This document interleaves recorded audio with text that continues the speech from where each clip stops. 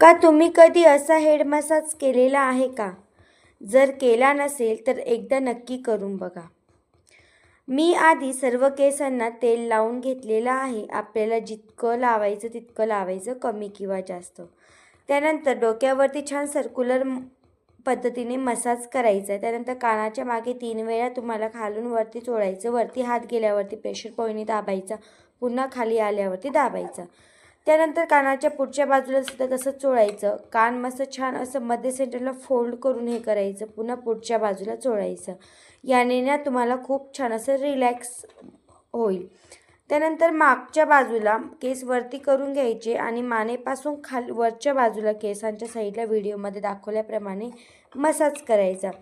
तसंच केसांना सुद्धा दोघं बाजूला, मानेच्या दोन्ही बाजूंना सुद्धा तशाच पद्धतीने मसाज करायचा. पुन्हा एकदा गोल सर्क्युलर मोशनमध्ये मसाज करायचा. या पद्धतीने मसाज केल्यावर खूप रिलॅक्स वाटतं आणि सोबतच केस छान असे ग्रोथ होतात, ब्लड प्रेशर वाढतं आणि सोबतच तुमचं जे काही मानेचं किंवा खांद्याचं दुखणं असेल ते सुद्धा छान असं कवर होतं. साई स्कूलमधून आला होता, त्याने कपडे वगैरे बदललेले होते, परंतु तो काही शर्ट घालायला ऐकतच नव्हता. म्हटलं मग तू थोडा वेळ तसाच खेळ, मी तोपर्यंत माझं काम आवरून घेते. म्हणून मग काही इथं टॉप आलेले होते फिटिंग करण्यासाठी, तर ते छान असे फिटिंग करून घेतले.